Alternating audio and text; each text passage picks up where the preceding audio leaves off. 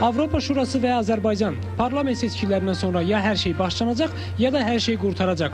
Azerbaycan nümayəndə heyətinin rəhbəri Strasburgda baş verənlərdən danışır. İranda prezident seçkiləri yeni dövlət başçısı Azərbaycana yardım gətirib. İpoteka kreditlərini kimlər və hansı şərtlərlə alacaq? Milli Bankın rəhbəri Elmar Rüstəmov. Azərbaycanda 300 minə yaxın narkoman var. Ölkədə narkotik satışına kimlər nəzarət edir? Axşamınız xeyir. Efirdə ötən həftə studiyada Əli Əhmədovdur. Ötən həftə Azərbaycanın bütün siyasi establishmentinin nəzərləri Strasburqa, Avropa Şurasının Parlament Assambleyasının yay sessiyasına yönəlmişdi. Avropalı deputatlar ölkədə demokratiyanın vəziyyəti və siyasi məhbuslar məsələsində rəsmi Bakının növbəti dəfə sınağa çəkməyə cəhd edildilər. Amma hamının gözlədiyi imtahan alınmadı. İndi Avropalılar Azərbaycanda seçkinin nəticələrini gözləyirlər. Avropa Şurası Parlament Assambleyasının yay sessiyası xüsusilə postsovet ölkələrində baş verən proseslərin əsas diqqət mərkəzində olması ilə yadda qaldı.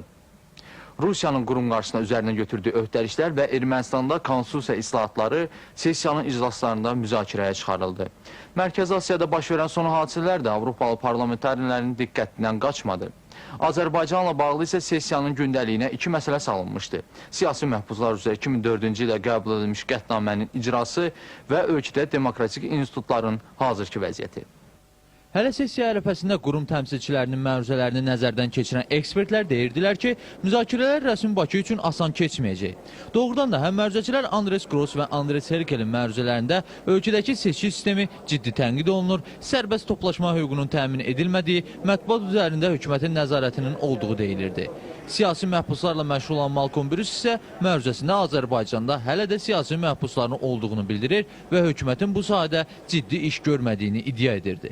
Amma sessiya ərəfəsində Azərbaycan hökumətinin atdığı bir sıra ciddi addımlar həmin məruzələrin kəsərini azaltdı və müzakirələr gözlənilənin əksinə olaraq normal keçdi. Ən radikal çıxışları ilə seçilən Andres Gross da Azərbaycanda son bir neçə ay ərzində müsbət işlərin görüldüyünü etiraf etdi. O, müxalifət mitinqlərinin təzyiqsiz ötüşdüyünü, iqtar müxalifət dialoqunun başlandığını, seçki məcəlləsi barədə Venesiya komissiyası ilə danışıqların davam etdiyini, öhdəliklərin yerinə yetirilməsində irəliləyiş kimi xarakterizə etdi. Bununla yanaşı, Andres Gross prezidentin ətrafındakı bəzi şəxsləri demokratik islahatlara qarşı çıxmaqda günahlandırdı. Onlar hər cəhdlə buna mane olurlar. Hətta artıq narazılıqlar hakim partiyanın sıralarına da sirayət edib. Partiya daxili fraksiyalar yaradılıb və onlar parlamentdə yer almağa çalışırlar. Həmin şəxslər üçün dövlət maraqları ikinci dərəcəlidir. Əvəzində Andres Herkel problemlərin hələ də qaldığını bildirdi. Məruzəçi indiyədək keçirilən seçkilərin demokratik standartlara uyğun olmadığını söylədi. Məruzəçi Malcolm Brüs isə iyunun 20-sinə imzalanan əfv fərmanını müsbət qiymətləndirsə də, siyasi məhbus probleminin hələ bağlanmadığını dedi. Mən Azərbaycanda bu məsələ ilə bağlı yeni inkişafın olduğunu etiraf edirəm. Lakin məsələ artıq bağlanıb. Demək hələ tezdir. Çünki Avropa Şurası ekspertlərinin siyasi məhbuslar siyasında olan 3 nəfər azad edilməyib və bu problem qalır. Azərbaycan nümayəndə heyətinin əsl cinayətlər törədən şəxslərin müdafiə olunmasına narazılığını digər deputatlar da dəstəklədi. Onlardan biri Rusiyalı deputat Leonid Slutskiy idi. Həbsxanada qiyam edənlərin, terrorçuların müdafiə olunması böyük səhvdir. Terrorçu siyasi şüarlarla çıxış edərkən cəzalandırılmamalıdırmı? Hər şey öz adı ilə çağırmaq lazımdır.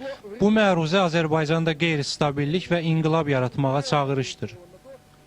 Məruzə müəllifi də siyasi məhbus məsələsində mübahisəli məqamların olması ilə razılaşdı və etiraf etdi ki, hüquq müdafiəçilərinin təqdim etdiyi 107 nəfərlik siyahıdakı şəxslərin yalnız 3-ü siyasi məhbus sayılır. Nəticədə bu sənədə nə az, nə çox 26 düzəliş edildi. Burada prezidentin sonuncu əfv fərmanı, dövlət rəsmilərlə hüquq müdafiəçiləri arasında birgə işçi qrupun yaradılması da öz əksini tapdı. Azərbaycanı Avropa Şurasında təmsil edən nümayəndə heyətinin mandatına münasibət də yumşaldı. Qətnamənin ilkin variantında deyilirdi ki, əgər qarşıdan gələn parlament seçkiləri azad və ədalətli keçməsə, 2006-cı ildə Azərbaycanı qurumda təmsil edəcək nümayəndə heyətinin mandatı təsdiqlənməyəcək.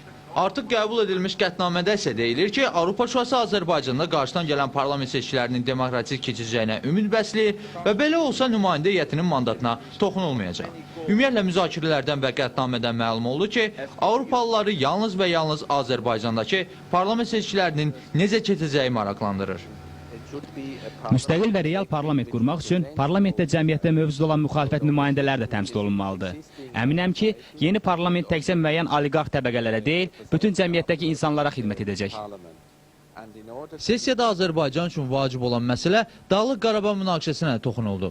Problemin həlli ilə bağlı yaradılan müvəqqəti komitənin iclasında qərar alındı ki, sentyabrın 12-sində Parisdə ATƏT Minsk qrupunun həmsədr ölkələrinin nümayəndələri ilə görüş keçirilsin. Amma bu komitənin münaqişənin həlli ilə bağlı ciddi bir iş görüb görməyəcəyi həllilik məlum deyil. Məlum olan yalnız odur ki, Avropa Şurası rəhbərliyinin məsələnin həllinə münasibəti bir mənalıdır. Münaqişə sülh yolu ilə həll olunmalıdır. Ayaz Mirzəyev, Aynes, Strasburg. İndi isə Avropada, daha doğrusu Strasburgda baş verilənlərlə bağlı Azərbaycan nümayəndə heyətinin Avropa Şurasının Parlament Assambleyasındakı rəhbəri Səməd Seyidova suallarımızı verəcək. Axşamınız xeyir Səməd müəllim. Axşamınız xeyir. Səməd müəllim, əvvəla soruşmaq istəyirdim. Bu sessiyanın gedişi vaxtı müxtəlif məlumatlar dolaşırdı. Elə həm orada hazırlanmış qətnamələrlə, həm sonradan olmuş düzəlişlərlə bağlı. Bu dəfəki yay sessiyasının Avropa Şurasının Azərbaycan üçün uğurlu saymaq olar yoxsa yox? Bu sessiya çox düzgün siz deyirsiniz. Azərbaycan üçün çox konstruktiv şəkildə keçmiş.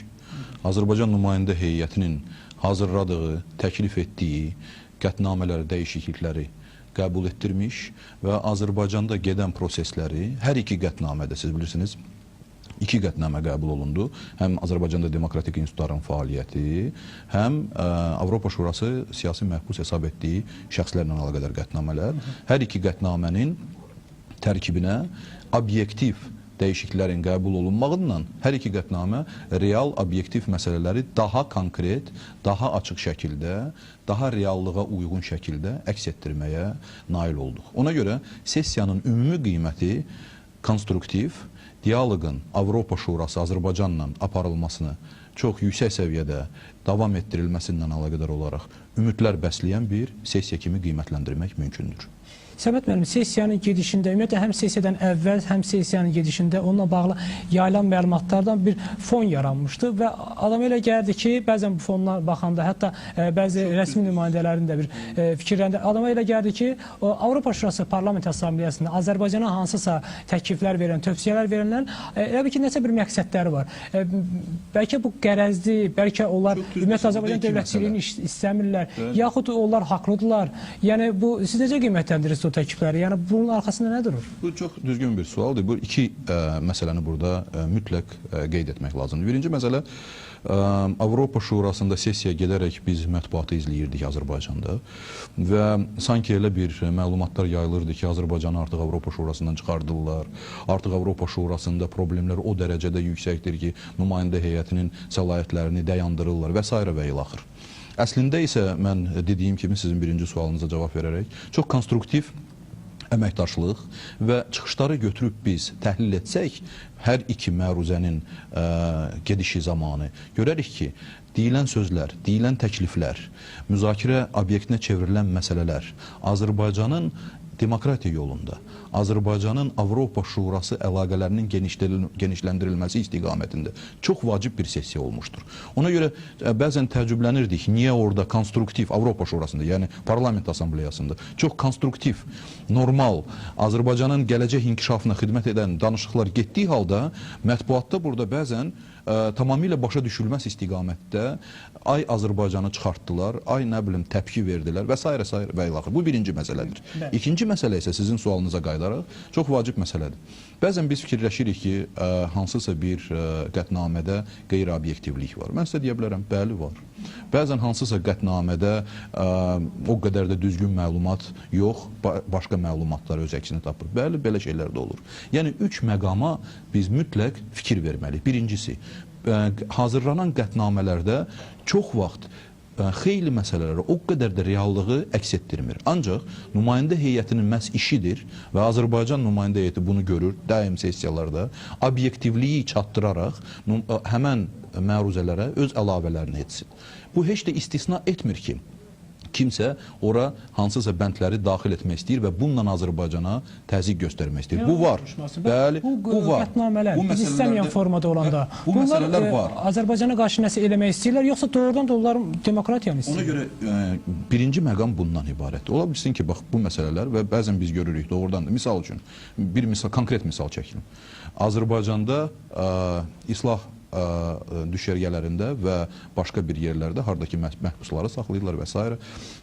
vəziyyətin kəskin şəkildə dəyişməsi və mənfi formada cəryan etməsi. Bu düzgün deyil. Ona görə ki, bununla əlaqədar olaraq qeyri-dövlət təşkilatları Avropa Şurasına məlumatlar göndərmişdilər və bununla əlaqədar olaraq biz dəyişikliklər etdik və bu bəndi oradan çıxartmağa nail olduq. Ancaq belə bir məsələlər var. Bu bir. İkincisi, Avropa Şurasının qətnamələrində yalnız qəsdi qərəzlik axtarmaq lazım deyil. Olur qəsdi qərəzlik və mütləq biz bunu nəzərə almalıyıq orada fəaliyyətdə. Bəli, fəaliyyətdə orada öz işimizi təşkil edərək qəsdi qərəzlik olur. Ona görə ki, Azərbaycan inkişaf etdikcə onun dostlarınla yanaşı düşmənləri də inkişaf edir və Azərbaycana təsir göstərmək imkanını heç vaxt əldən buraxmayacaqlar. Ancaq bununla yanaşı, bu birinci məqamla yanaşı, yəni qəsdi qərəzliklə yanaşı, təbii qətnamələrdə obyektiv prosesləri əks etdirən xeyli obyektiv məqamlar da var. Mən bir şey soruşum sizdən. Burada qəsdi qərəzlik çoxdur, yoxsa obyektivlik çoxdur? Bizim işimiz ondan ibarətdir ki, bir nümayəndə heyətinin işi obyektivlik tam şəkildə öz əksini tapsın, maksimum şəkildə qəsdi qərəzlik yaxud da hansısa subyektiv fikirlər o qətnamələrdən çıxsın. Bu ikinci məqamdır. Mən üzr istəyirəm. Bax, bu sessiya başlamamışdan əvvəl məruzələr məlum idi, artıq onlar müzakirə olunurdu və o məruzələrdə, hazırlanmış məruzələrdə obyektivlik çox idi, yoxsa şəxsi qərəzlik? Təbii sessiyadək mən tam sizə rəsmi deyirəm, xüsusilə insan haqlarından əlaqədar olaraq, Azərbaycanda Avropa Şurası hesab etdiyi siyasi məhbuslarla əlaqədar olaraq qeyri-dəqiqlik həddindən artıq çox idi. Ancaq fəaliyyət nəticəsində... Məsələn, bu obyektiv olmamaq, bu vəziyyəti bilməmək nəticəsidir, yoxsa şəxsi qərəzlik Hər iki məsələdir. Hər iki məsələ. Həm birinci məsələ ilə, həm hansısa bir qəsdi qərəzliklə ola bilər, həm vəziyyəti dəqiq bilməməklə əlaqədir. Ancaq üçüncü məqamı yaddan çıxartmaq lazım deyil. Mən istəyirəm bu üçüncü məqama da sizin diqqətinizi cəlb edeyim. Birinci dedim, ola bilər qeyri-obyektiv. İkinci də təzyiq olacaq Azərbaycana hər dəfə. Ancaq üçüncü məqam da ondan ibarət. Avropa Şurası istədiyi məsələlərdən, ən vacib məsələlərdən biri ondan ibarətdir ki, təzyiq altında yox, hansısa qeyri-obyektiv məsələlər altında yox, məhz Azərbaycanın mövcud problemlərinin həlli istiqamətində Azərbaycanda fəaliyyət görən güclər, qruplar, qeyri-dövlət təşkilatları, parlament, prezident aparatı birgə fəaliyyət göstərsin. Və misal üçün, bu çox vacib bir məsələdir, bunu sizə diqqətinizə çatdırmaq istəyirəm. Siz bilirsiniz, biz Avropa Şurasına getməmişdən əvvəl Azərbaycanda bir işçi qrupu yarandı. Qeyri-dövlət təşkilatları, parlamentin nümayəndələri, siyasi məhbuslarla var. Bəli, tamamilə doğrudur. Və prezident aparatının nümayəndələri. Mən çox üzr istəyirəm. Bizim vaxtımız az qaldığına görə mən sizdən... Bu məsələ çox vacibdir, mən istəyirəm bunu qeyd edeyim. Və məhz bu qrupun fəaliyyəti nəticəsində həmən məruzədə xeyli dəyişikliklər getdi. Aynen. Niyə? Ona görə ki, Avropa Şurası istəyir ki, belə bir təşəbbüs davam etdirilsin və ümumiyyətlə Avropa Şurasında siyasi məhbus məsələsi bir də gündəmə çıxmasın. Aydın. Bax, orada digər bir qətnamədə bir məsələ vardı ki, əgər Azərbaycanda seçkilər düzgün keçirilməzsə, demokratik olmazsa, Avropa Şurasında Azərbaycanın nümayəndə heyətinin mandatı geri alınacaq. O qətnamə sonra dəyişdirildi. Oldu ki, Avropa Şurası ümid edir ki, bu seçkilər demokratik keçiriləcək və heç mandat məsələsinə baxılmır. Tamamilə doğrudur. Birdən bu seçkilər demokratik olmasa... Birincisi, Azərbaycanda keçiriləcək seçkilər həm Azərbaycan parlamenti, həm Azərbaycan iqtidarı, hamımız ictimaiyyət çalışırıq və əminəm ki, bu seçkilər obyektiv, açıq, şəffaf keçiriləcək. Və ən əsas məqam ondan ibarətdir ki, ilkin variantda götürərsəniz, görərsiniz ki, doğrudan da orada ümidsizlik var. Seçkilər qeyri-demokratik keçirilsə, Azərbaycan nümayəndə heyətinin səlahiyyətləri birinci variantda dayandırılacaq. Ancaq indi mətni götürək oxuyaq. Tamamilə başqa fikirdir. Assambleya inanır ki, Azərbaycanda seçkilər şəffaf, təmiz və açıq şəkildə keçiriləcək. Və belə bir məsələnin müzakirə çıxardılmasına ehtiyac belə yaranmayacaq. Əgər Assambleya hesab etsə ki, buradan belə çıxmırmı ki, əgər Assambleya hesab etsə ki, seçkilər demokratik keçirilməyəcək, amma bu məsələyi yenə də olsa qayıdacaq ki. Mən əminəm ki, bu məsələyə Assambleya qayıtmayacaq. Ona görə ki, Assambleyanın özünün qərarından bu saat Avropa Şurasında 40-dan çox nümayəndə heyəti, yəni üzvü olan nümayəndə heyəti hazırlanır və onlar gəlib Azərbaycanda obyektiv seçkiləri müşahidə edəcəklər. Və bu müşahidənin nəticəsi kimi məhz Avropa Şurası, hansısa bir qurum yox, Avropa Şurası və başqa beynəlxalq təşkilatlar seçkilərin keçirilməsi haqqında öz rəyini verəcəklər. Seçkilərin gedişi zamanı bu saat gedən proseslər, dəyişikliklər Avropa Şurasında müzakirələr zamanı müsbət rəy qazanmışdır. Müsbət rəy qazanıbsa... Bizim çox vaxtımız demək olar ki, qutarıb, amma mən axırıncı bir məsələni dəqiqləşim. Əgər həmin qrup müəyyən eləsə ki, seçkilər demokratik keçirilməyib, onda Azərbaycan nümayəndə heyətinin mandatı məsələsinə baxılacaq yoxsa yox? Həmin qrup seçkilərin keçirilib-keçirilməməsi tək başına təbii bunu edə bilməz. Ona görə ki, bütün beynəlxalq təşkilatlar öz rəyini verəcəklər. Azərbaycanda müşahidəçilərin sayı çox olacaq. Ancaq əminəm ki, həmin qrup öz indiki verdiyi rəyə, yəni assambleyaya inanır ki, seçkilər düzgün keçiriləcək. Çox vacib məsələdir burada. Assambleya müəyyən eləyib ki, bu saat ki, Azərbaycanda gedən proseslər seçkilərin keçirilməsinə müsbət əsas yaradır. Müsbət əsas yaradırsa, həmən qrup müsbət fikir verəcək. Amma əgər demokratik keçirilməsi müəyyən olmasa, hansısa formada həmin problem yaranacaq yoxsa yox? Bütün üzv olan ölkələrdə, siz çox düzgün məsələni qoydunuz, bütün üzv olan ölkələrdə seçkilər qeyri-obyektiv keçirilirsə, dünya tərəfindən tanınmırsa, təbii həmən məsələnin müzakirəsi Avropa Şurasında böyük bir problemə çevrilir. Ona görə də Avropa Şurası deyir ki, ümidvaram və əminəm ki, seçkilər normal və şəffaf şəkildə keçiriləcək. Aydındır, Səməd müəllim, təşəkkür edir studiyamıza gəldiyinizə görə.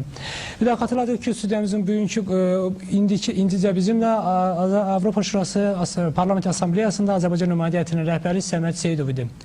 Bütün vətəndaşlar siyasi fikir ayrılıqlarını unutmalıdırlar. Biz böyük cəmiyyət qurmaq üçün bir-birimizə kömək eləməliyik. Bu bəyanatı Bakıda yox, Tehranda. Özü də İranın yeni seçilmiş prezidenti Mahmud Əhməd Necat verib. Keçmiş meyli başa düşmək olar, seçkilərdə qalib gələndən sonra dostluq eləməyə nə var ki? İrandakı seçkilərin gözlənilməz nəticələndiyini deməyə artıqdır. Hələ ikinci tur ərəfəsində seçkilərin favoriti sayılan Rəfsanjaninin tərəfdarları qələbəyə o qədər əmin edilər ki, Mahmud Əhməd Necatın yalnız saxtakarlıq nəticəsində qalib gələ biləcəyini bəyan etmişlər. Seçkinin nəticələri isə vəziyyəti dəyişib. Səslər elan olunandan dərhal sonra görünür, inqilab havasından ehtiyat edən İranın dini rəhbərliyi kəskin bəyanatla çıxış edərək bildirdi ki, seçkidə məğlub olmuş namizədin xalqı küçələrə çıxarmaq cəhdi dövlətin maraqlarına qarşı ciddi cinayət kimi qiymətləndiriləcək. Bundan sonra Rəfsanjani rəqibini təbrik etsə də seçkin obyektivliyinə artıq kölgə salınıb. Rəfsanjani xarici mətbuata verdiyi müsahibəsində seçkilərin saxtalaşdırıldığını bildirib. Onun sözlərinə görə Mahmud Əhməd Necat öz məqsədinə çatmaq üçün çirkin siyasi texnologiyalardan istifadə edib. Rejim bütün vasitələrdən istifadə edib ki, mütəşəkkil və qanunsuz şəkildə seçkilərə qarışsın. Statın sonu. Rəfsanjani İranın məhkəmə sisteminin işini də şübhə altına alıb. Bildirib ki, İranın məhkəmə sistemi öz vəzifəsinin öhdəsindən gəlmir. Dünya ölkələrinin seçki nəticələrinə münasibəti fərqlidir. ABŞ hələ seçki başa çatmamış onun qeyri-demokratik keçirildiyini bəyan etsə də, Rusiya rəhbərliyi İranın yeni prezidentini təbrik edib. Avropa Birliyi özünün baş katibi Javier Solana'nın dili ilə bəyan edib ki, insan haqları və atom enerjisinin sülh məqsədi ilə istifadəsi məsələsində İranın yeni rəhbərliyi ilə əməkdaşlıq etməyə hazırdır. Ekspertlər hesab edir ki, 48 yaşlı qadın mühafizəkar Mahmud Əhməd Necatın böyük fərqlə qalib gəlməsinə səbəb əyalətlərdə yaşayanların seçkidə fəallıq göstərməsi oldu. O seçki qabağı bəyanatlarında əhalinin həyat səviyyəsini artırmağa söz vermişdi. Yeni prezidentin özü də kasıb ailədə anadan olub. Tehran Universitetini bitirən Əhməd Necat nəqliyyat və yol hərəkəti üzrə doktordur. İran-İraq müharibəsində Əhməd Necat könüllü orduya gedib. 1990-cı illərin əvvəllərində Ərdəbilin valisi olan Əhməd Necat 2004-cü ilin əvvəlindən Tehranın meridir. İndi isə prezident seçilən sabiq mer qatı İslamçı olduğunu gizlətmir. Gəncliyində İslamçı tələbələrin cəmiyyətini yaradan Əhməd Necat sonradan İslam normalarının əhali arasına yayılması ilə məşğul olub. Tehran meri təyin olunandan sonra isə onun mühafizəkar baxışları özünü paytaxtın həyat tərzində biruzə verməyə başladı. Tehranda olan bütün xarici restoranları bağlayan Əhməd Necat, məşhur futbolçu David Beckham'ın iştirakı ilə Tehranda aparılan reklam kampaniyasına qadağa qoyması ilə məşhurlaşmışdı. Paytaxt kişilərinin hamısından saqqal saxlayıb uzunqol köynək giyməyi tələb edən mer, binalarda qadınlar və kişilər üçün ayrı-ayrı liftlər qoydurub. Müşahidəçilərin fikrincə bu seçkidən sonra İranın bütün hakimiyyət orqanları tamamilə mühafizəkarlar nəzarətinə keçdi. Seçkidən sonra İranda vəziyyətin dəyişəcəyini ümid edənlər isə hələlik səbr etməlidirlər. Hər halda dövlət başçısı seçiləndən sonra da Əhməd Necat özünün ilk bəyanatlarında nümunəvi, inkişaf etmiş və güclü İslam dövləti tikmək istədiyini bildirdi. Sabiq Tehran meri korrupsiya və Qərbin təsiri ilə mübarizə aparacağını da vəd edib. Əhməd Necatın gələcək iqtisadi planları da siyasi baxışlarını tamamlayır. Yeni prezident bəyan edib ki, ölkənin neft yataqları üzrə müqavilələrdə üstünlüyü İran şirkətlərinə verəcək. Əvəzində dövlət başçısı bu sayədə anlaşmazlıqları və qeyri-şəffaflığı aradan götürmək niyyətindədir. Bəzi ekspertlər hesab edir ki, bu onsuz da qapalı ölkə sayılan İranın xariclə əlaqələrini ümumiyyətlə azalda bilər. İranın dünyada ikinci ən böyük neft istehsalçısı olduğunu yada salanda bu bəyanatın əhəmiyyətini anlamaq çətin deyil. Üstəlik bilmək olmur ki, yeni prezidentin bu qadağası təkcə Amerika Birləşmiş Ştatlarına aiddir, yoxsa İranın indiyədək əməkdaşlıq etdiyi Avropalılara. Gözlənildiyi kimi yeni prezident Qərblə münasibətlərin əsas mövzusu olan İranın nüvə proqramında güzəştə getmək niyyətində deyil. Əhməd Necat bildirib ki, İran bu proqramı davam etdirməlidir. Amerika münasibət isə daha müəmmalıdır. Amerika Birləşmiş Ştatlarının İranla münasibətləri korlamaq istiqamətində atdığı addımlar İslam Respublikasına qarşı yönəlmişdir. Lakin bu münasibətləri bərpa edib etməmək İranın öz işidir, statın sonu. İrandakı seçkilərin Bakıda böyük maraqla izlənməsi isə ilk növbədə yeni prezidentin Azərbaycanlılara münasibəti ilə bağlıdır. Doğrudur, Mahmud Əhməd Necatın əslən Azərbaycanlı olduğu deyilir. Onun həyat yoldaşı isə Azərbaycanlıdır. Vaxtilə Ərdəbilin valisi olan Mahmud Əhməd Necat Azərbaycan-Ermənistan müharibəsi zamanı İrana keçən Azərbaycan vətəndaşlarının yerləşməsinə kömək edib. Bundan sonra isə bir sıra çadır şəhərciklərinə yardımlar göndərib. İranın Azərbaycana qarşı siyasətinin bundan sonra necə dəyişəcəyi də məlum deyil. Son vaxtlar iki ölkə arasında münasibətlər qaydasına düşsə də, Xəzərin statusu ilə bağlı mübahisə və İranın Ermənistanla münasibətləri üzündən ikitərəfli əlaqələri ideal saymaq mümkün deyil. Azərbaycanla münasibətlər İranın özü üçün də vacibdir. Son vaxtlar Amerika tərəfdən müdaxilə təhlükəsi artdığına görə İran bölgədəki qonşuları, o cümlədən rəsmi Bakı ilə münasibətlərini istiləşdirməyə çalışır. Yeri gəlmişkən, əgər İran bu amili nəzərə alaraq Azərbaycanla münasibətlərində daha radikal dəyişiklik etmək istəsə, prezidentin dəyişməsi bunun üçün əla imkandır. Ceyhun Əsgərov, ANS. Azərbaycanlılar daşdan da pul çıxara bilirlər, amma bunun üçün ən azı 5000 dollar pulun olmalıdır. Əməkdaşlarımızın araşdırmalarına məlum olub ki, ölkədə biznesə başlayanların təkcə pulu yox, həm də əlaqələri vacibdir. Ya əlaqələri, ya da problemləri. Azərbaycanda biznesə başlamaq üçün azı 5000 dollar pul tələb olunur. İş adamları öz bəxtlərini müxtəlif sahələrdə sınaya bilərlər. Bəxtlərini. Ona görə ki, bu məsələdə təkcə bacarıq rol oynamır. Ölkədə ən gəlirli və eyni zamanda ən bahalı məşğuliyyət tikinti materialları istehsal etmək, ev tikmək və bank açmaq hesab olunur. Amma bu kasıb-küsubun işi deyil. Məsələn, Azərbaycanda sement istehsal etmək istəyən 60 milyon dollarla işə başlaya bilər. Bunun əsas hissəsi xaricdən avadanlıqların alınmasına gedəcək. Sement biznesinin gəlirliyi 40-50% olsa da qoyulan pulu götürmək üçün azı 10 il tələb olunur. Mənzil tikintisində isə qoyulan pulu bir neçə aya götürmək olar. Üstəlik bunun üçün çox pul lazım deyil. 2-3 milyon dollar. Azərbaycanda bank yaratmağa 6-7 milyon dollar tələb olunur. Burada gəlirlik 30-40% arasındadır. Amma gərək imicin yaxşı ola. Qərbdə deyirlər ki, həmişə müştərisi olan iki sahə var. Ərzaq istehsalı və kanalizasiya. Bizdə kommunal sahələr özəlləşdirilmədiyindən sahibkarlarımız ərzağa güc veriblər. Yeni məhsulları istehsalına başlamaq üçün azı 10-15 min dollar maya qoymalısan. Meyvə konservlər və şirələr buraxmaq üçün 2 milyon dollara dək pul tələb olunur. Bu sahəyə qoyulan pulu götürmək üçün 5-7 il gözləmək lazım olacaq. 5000 dollarasa çörək sexi də açmaq olar. Amma burada gəlirlik aşağıdır. Siqaret biznesində də müştəri qıtlığı yoxdur. Ölkədə hər il 100 milyon dollarlıq siqaret çəkilir. Bura qoyulan pulu 2-3 qat götürmək olar. Kiçik istehsal sexi yaratmaq üçün isə 50 min dollar kifayətdir. Ancaq bu sahəyə pul qoymağa dəyməz. Onsuz da inhisarçılar işləməyə imkan verməyəcək. Azərbaycanda geyim istehsalı da bahalı biznesi. Məsələn, bu sahəyə 60 min dollar xərcləməklə yalnız kurslar müəssisə yaratmaq mümkündür. Əsl istehsal sexi yaratmaq üçün 1 milyon dollardan artıq pul lazımdır. Burada gəlirliyi göstərmək üçün onu deyək ki, kişi kostyumları həmişə maya dəyərindən 2 qat baha satılır. Amma gərək mövsümü və dəbi izləyəsən. Qoyulan pulu isə 2-3 ilə götürmək mümkündür. Avadanlıqların baha olması mebel istehsalından da yan keçmir. Belə ki, bu iş üçün tələb olunan 600 min dolların 400 mini elə dəzgahların alınmasına gedəcək. Yumuşaq mebel daha cazibədardır. Mebel istehsalçıları öz aralarında danışırlar ki, işləri yaxşı qurulsa, bura qoyulan pulu sakitcə elə bir ilin içində götürmək olar. Sərfəli biznes sahələrindən biri də şəhərə mikroavtobuslar və taksilər buraxmaqdır. Aylıq dolanışıq üçün çalışanlar bu işə bir avtobusla da başlaya bilərlər. Cəmi 10-12 min dollar. Avtobusun pulunu isə 2-3 ilə çıxarmaq mümkündür. mümkündür. Nəqliyyat sektorunun 90% vergidən yayındığına görə bununla da problem olmayacaq. Ümumilikdə isə şəhər daxili nəqliyyatda gəlirlik 40%-dən çoxdur.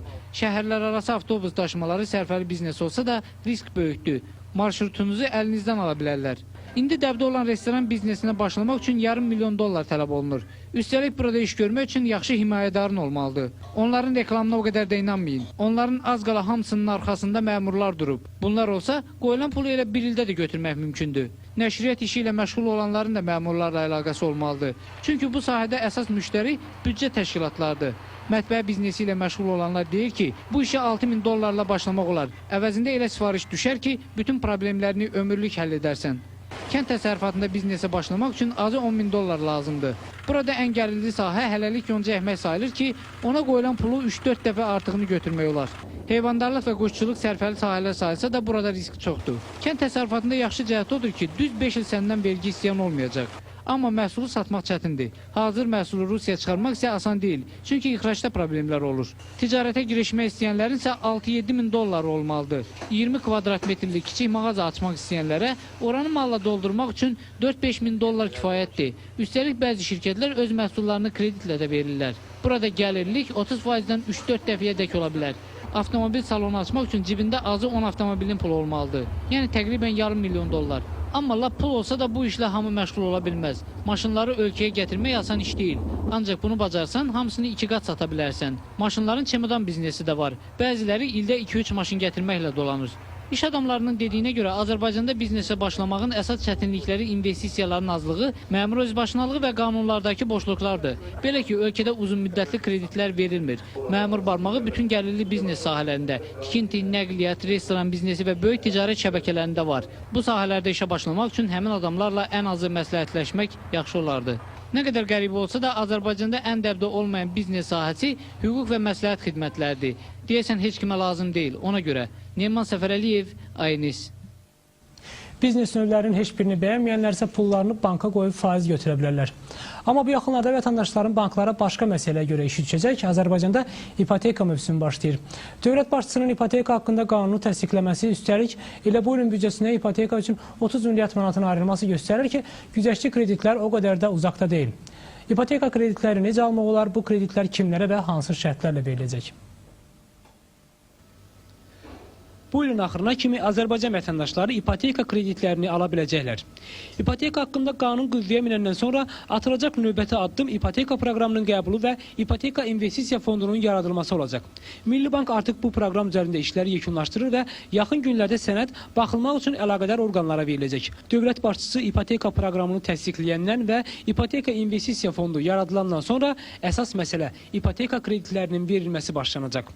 Mən hesab edirəm ki, cari ildə ipotek kreditləşdirməsinə başlamaq realdır. Əgər biz ipoteka investisiya fondunu tez bir zamanda yarada bilsək və onun heç olmasa nizamnamə kapitalını formalaşdırsaq, hətta pilot olaraq bu nizamnamə kapitalından istifadə etməklə və digər maliyyə resursları daxildən cəlb etməklə biz ipoteka proqramasına başlaya bilərik. Milli Bankda hesab edirlər ki, ipoteka kreditlərinin verilməsi üçün ilkin mərhələdə fondda $100 milyon olması kifayətdir. Bu pullar müxtəlif mənbələrdən ayrılacaq. Əvvəla xarici təşkilatlardan. Asiya İnkişaf Bankı ilə danışıqlar gedir Milli Bank arasında ki, bu fonda yaxın dövrdə güman edirəm ki, gələn ilin əvvəllərində 50 milyon Amerika Birləşmiş Ştatları dolları həcmində ipoteka kreditləşməsi məqsədlərinə vəsait ayırmaq mümkündür. Digər mənbə isə təbii ki, dövlət büdcəsi olacaq. Gələn ilin büdcəsində mənə elə gəlir ki, biz ən azı təklif edəcəyik ki, bu istiqamətdə ən azı 50 milyon dollardan az olmayaraq vəsait də, yəni Asiya İnkişaf Bankından aldığımız vəsait 50 milyon dollar və 50 milyon dollar da biz əgər büdcədən alsaq, 100 milyon dollar başlanğıc üçün pis deyil. Fondun kreditləri əhaliyə banklar vasitəsilə paylanacaq. Bunun üçün müvəkkil banklar seçiləcək. Bu banklar maliyyə cəhətdən sağlam və yaxşı göstəricilərə malik olmalıdırlar. Qanun müəlliflərinin fikrincə, Azərbaycanda ipoteka proqramı işə düşəndə kreditlər 10 il müddətinə illik 10-15% veriləcək. Amma bu zaman mənzilin dəyərinin 30-40% əvvəlcədən ödənməlidir. Yəni, məsələn, $30 min mənzil almaq istəyənlər əvvəlcədən $12 min ödəməlidir. ödəməli olacaqlar və s. Bizdə 40% variantı da var, 20% variantı da var, 30% variantı da var. Mənzilin qiymətinin qalan hissəsi isə ay-bay ödəməklə 10 il müddətinə qaytarılacaq. Beləliklə, 30 min dollarlıq mənzil alan şəxs 12 min dollarlıq ilkin ödəməni həyata keçirəndən sonra kredit kimi aldığı 18 min dolları qaytarmalıdır. Bu, qarşıdakı 10 il ərzində faizlərlə birlikdə 27.900 dollar pul deməkdir. Həmin pulu qaytarmaq üçün ildə təqribən 2800 dollar, hər ay isə 235 dollar pul ödəmək lazımdır. Kobud hesablamalara görə ayda 400 dollardan artıq gəliri olan ailələr bu proqrama asanlıqla qoşula biləcəklər. Amma kredit gözləyənlər üçün yaxşı xəbərlər bununla bitmir. Qeyd edək ki, ipoteka kreditləşməsi başlayandan sonra kreditin şərtləri getdikcə yumşalacaq. Məsələn, Azərbaycanın təcrübə götürdüyü Qazaxıstanda ipotekaya başlanan 2001-ci ildə bu kreditlər illik 20%-lə, özü də 3 illiyə verilirdisə, indi kreditin müddəti 20 ilədək uzanıb, illik faiz dərəcəsi isə 10%-ə düşüb. Milli Bankda əmin edirlər ki, çətini işə başlamaqdır. 4-5 ildən sonra Azərbaycanda da kreditin şərtləri indikindən yüngül olacaq. Məsələn, bu hal indi özünü məişət avadanlıqları bazarında göstərir. Əvvəllər xarici soyuducunu və ya paltar yuyan maşını yalnız nağd pulla almaq olurdusa, indi bunu ilkin ödəməsiz də verirlər və s. Amma ipoteka proqramı ilk növbədə sosial yönümlü olduğuna görə bu pulla bahalı mənzillər almaq çətin olacaq. Əsas diqqət əhalinin gücü çatan ucuz mənzillərə veriləcək. Məsələn, kvadratmetri 300-400 dollar olanlara. O ki qaldı mənzillərin qiyməti, biz də öz hesablamalarımızda ucuz mənzil hesablamaları aparırıq və bunun üçün isə mexanizm ondan ibarətdir ki, çox qiymətli, dəbdəbəli mənzillər almaq mümkün olmayacaq. Bu, bizim hesablamalarımızda biz mənzil bazarını tədqiq edirik. Biz hesablamalarımıza ucuz mənzil, yəni 300-400 dollar arasında olan intervalda olan mənzillər götürürük ki, əhalinin az təminatlı, yəni hissəsinə buna çıxış olsun bu proqramaya. Yaxın gələcəkdə ipoteka kreditlərinin başqa formalarda işləyəcək. Məsələn, əmanət tikinti bankları vasitəsilə. Burada mənzil almaq istəyən şəxs əvvəlcədən banka əmanət qoymağa başlayır. Bu pul müəyyən həddə çatanda mənzil almaq üçün lazım olan məbləğin qalan hissəsini bank özü kredit kimi ayırır. Əgər siz hansı mənzili alırsınızsa, əvvəlcədən deməlisiniz ki, tutaq ki, mən 300 milyon manatlıq deməli bir mənzil almaq istəyirəm. Bugünkü hesablamalar tutaq ki, 60 min Amerika Birləşmiş Ştatları dollardır. O müəyyənləşdirək tutaq ki, 30% həcmində, əgər 90 milyon sən yığan kimi, sənə qalan onun 210 milyon manatı avtomatik olaraq. Bu təcrübə beynəlxalq aləmdə, məsələn, Almaniyada çox geniş yayılıb və tikinti əmanət bankları barədə qanun artıq gələn il parlamentə təqdim olunacaq. Beləliklə, əllərində pul olanlar ipoteka investisiya fonduna üst tutacaqlar. İmkanı olmayanlar isə pul yığmağa başlamalıdırlar. Azərbaycanda 300 minə yaxın narkoman var. Ölkədə narkotik satışına kimlər nəzarət edir? Azərbaycanda təkcə böyüklərin yox, uşaqların da problemi var. Uşaq evləri və internatlardakı 26 min uşağın bir hissəsi buradan böyüyəndən sonra da çıxa bilmir. Uşaq evlərindəki böyük problemlərini Rəşad İskəndərov araşdırıb. Ötən əsrin sonlarından başlayan Qarabağ müharibəsi, eləcə də iqtisadi vəziyyətin çətinləşməsi nəticəsində ailələrin maddi vəziyyətinin ağırlaşması Azərbaycanda uşaq evləri və internat məktəblərinin də sayını artırdı. İndi internat məktəblərində olan 26 minə yaxın uşağın 263 nəfəri şəhid övladları, 6761 nəfəri az təminatlı ailələrin uşaqları, 1400 nəfəri qaçqın uşaqları, 2158 nəfəri yetim uşaqlardır. Bugün həmin uşaqlardan təxminən 3000 nəfərin isə böyük problemlər gözləyir. Belə ki, həmin uşaqlar 18 yaşına çatdıqdan sonra onların digər yerlərdə məskunlaşması nəzərdə tutulsa da, hələ ki bu sahədə görülən işlər ortada yoxdur. Elə bunun nəticəsidir ki, artıq 18 yaşını keçmiş təxminən 40 nəfər şəxs hələ də uşaq evini tərk etməyiblər. Məsələn, Elmira Quliyeva deyir ki, onun 18 yaşı çoxdan keçsə də, qalmağa bir yeri olmadığından hələ də uşaq evində məskunlaşıb. 18 yaşım artıq keçmişəm mən, yəni qalmağa yerim olmadığı üçün hələ də mən uşaq evində yaşayıram. Elə bir qrupada da körpələrlə bir yerdə qalırıq. Həmin müəssisələrdəki digər az yaşlı uşaqları isə bu aqibət narahat etməyə bilməz. Mən sabahlar buradan çıxsam 18 yaşdan sonra müstəqil həyata addım atanda mənim elə bir valideynim yoxdur ki, mənə himayəsinə götürsün. Yəni evim yoxdur, 2 dənə də bacım var. Onlara baxmaq əlbəttə çətindir. Bizi dərd götürüb ki, indi bizdən böyüklər var da 18 yaşından keçiblər, hələ də onlar burada qalırlar. Amma bizi də dərd götürüb ki, biz də burada qalacaq. Bizim də imkanımız yoxdur ki, 18 yaşından sonra harasa gedib çıxa bilək. Mütəxəssislər isə deyir ki, uşaqların internatları tərk etdikdən sonra başlı başına buraxılması çox böyük mənfi nəticələrin anonsudur. Bu uşaq evlərindən, internatlardan 18 yaşından sonra bu uşaq heç nə ilə məşğul deyilsə və bu uşaq evinin internatdan gedirsə, küçədə qalan o ordu var, xuliqan ordusu, sonra bu işsizlik, o ordu böyüyür. Yəni o orduya daxil olurlar bunlar. Əlbəttə ki, bu çox acınacaqlıdır. Qeyd edək ki, Sovet dövründə bu məsələlər yataqxanalar və müxtəlif tipli evlər vasitəsilə həll edilirdi. Lakin indi bu problemlər bir növ tənzimlənmir və diqqətdən kənarda qalır. Düzdür, bununla bağlı 1999-cu ildə qəbul olunmuş qanunda bu məsələlərin müxtəlif yollarla tənzimlənməsi nəzərdə tutulur. Sənəddə valideyn himayəsindən məhrum olunmuşlara 18 yaşından sonra məskunlaşma ilə bağlı yerli icra hakimiyyətlərinin şərait yaratması və onları işlə təmin edilməsinə kömək göstərilməsi nəzərdə tutulub. Lakin çox təəssüf ki, qanunun bu maddələri bizim Azərbaycanda hələliyə tam yerinə yetirilmir. Və ona görə də uşaqlar iş yerlərindən təmin olunmur və yaxud onların evlə, mənzillə təmin olunması üçün müəyyən addımlar atılmır. Ümumiyyətlə, mütəxəssislərin fikrincə bu problemi həll etmək üçün ən başlıca məsələ onun yaranma səbəblərini aradan qaldırmaqdır. Yəni, birinci uşaq evlərində olan uşaqların bura hansı səbəbdən düşdüyünü müəyyənləşdirmək lazımdır. Bugün uşaq evlərində olan uşaqların təxminən 60-70%-nin valideynlərindən biri yaşayır. Respublika Uşaq Təşkilatının rəhbəri Gülər Əhmədova hesab edir ki, həmin ailələrə maddi yardım etməklə uşaqları öz ailələrinə qaytarmaq mümkün olar.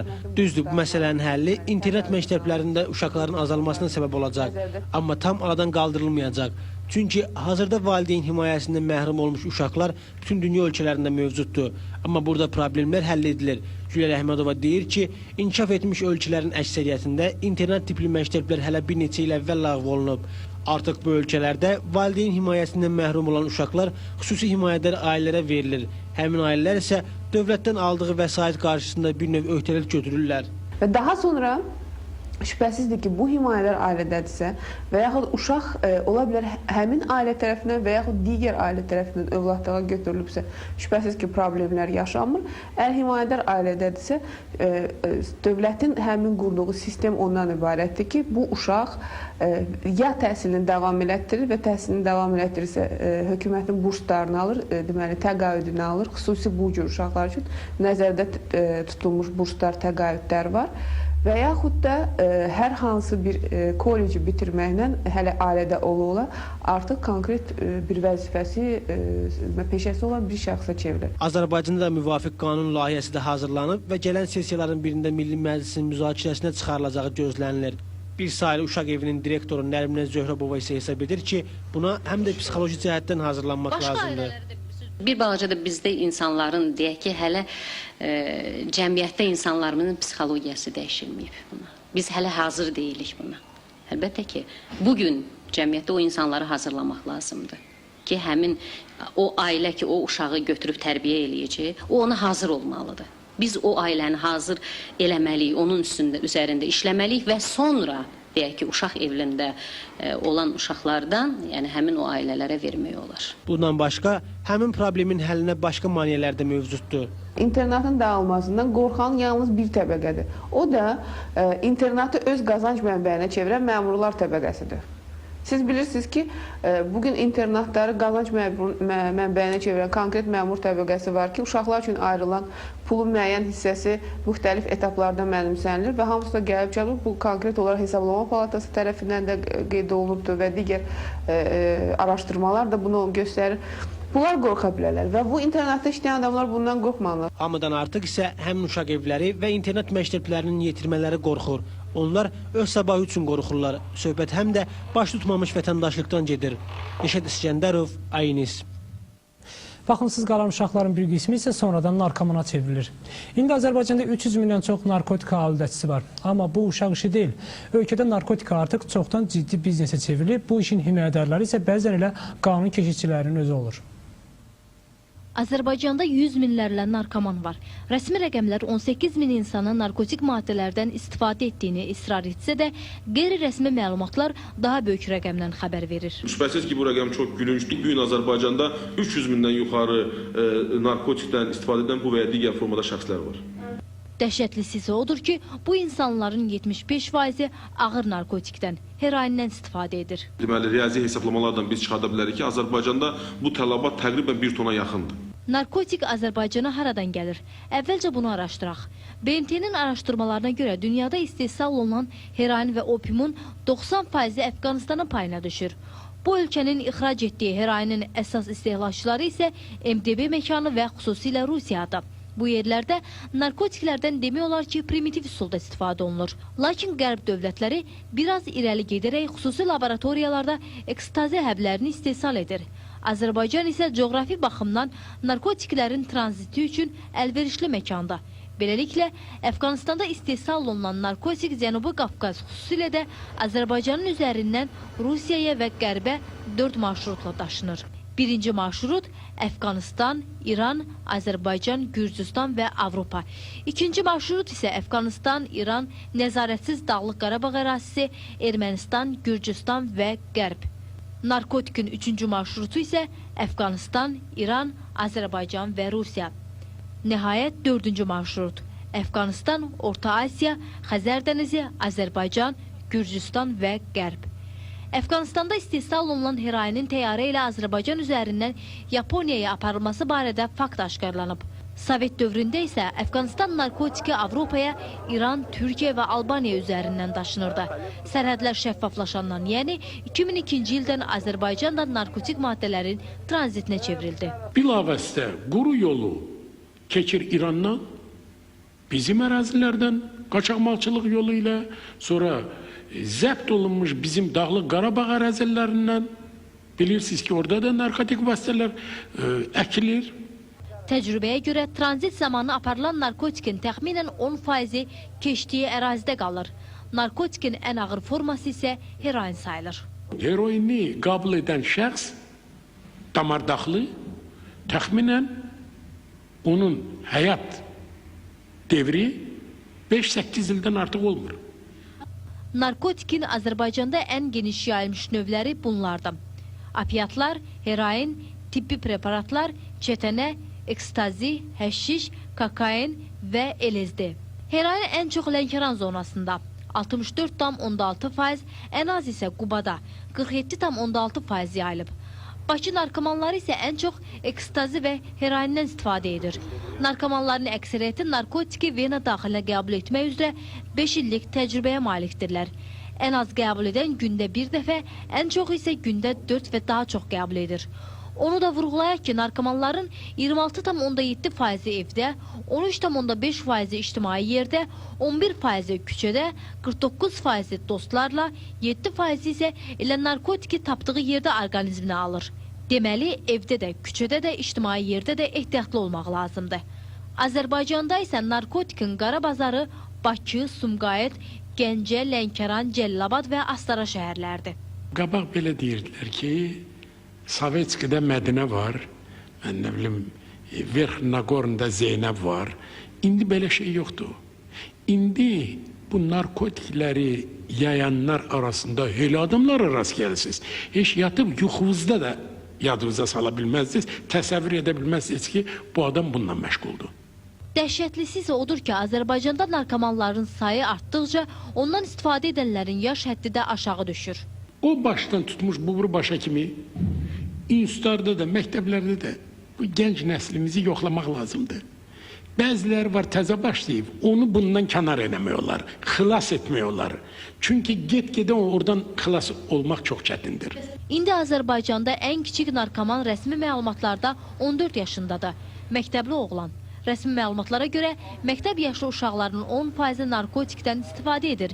Elə Fərid kimi. Bakıdakı 15 nömrəli məktəbin şagirdi olan Fərid narkotik vasitə satdığına görə həbsdə yatır. Dostlarım çağırmışdılar elə belə gəzməyə. Elə oldu ki, onlardan narkotik vasitə tapıldı, mən də tutuldular. Qəribəsi isə odur ki, bu məktəblilərin dost dediyi insanlar tanımadıkları təsadüfi adamlar olub. Narkomanların 65-70%-ni isə gənclər təşkil edir ki, onların da təxminən 7%-i qadınlar da. Məsələn, qadın koloniyasında cəza çəkən 47 yaşlı Fatimə Səfərəliyeva da yaşının bu çağında yolunu dəyişib. Özünə heroin vururmuş. İl yarım bundan əvvəl də vurdum. Əvvəl iynədim, sonra vurdum. Düşdüm də beləcə. Oca göründü tələbat var məndə, nəsə. İstəyirdim də vurmaq. Sonra da tutuldum. Gəldim bura düşdüm. Müalicə elədilər mənə. İndi isə heç həvəsim yoxdur, heç eləmək fikrim də yoxdur bundan sonra. 29 yaşlı Aynur Əliyeva isə tibb işçisidir.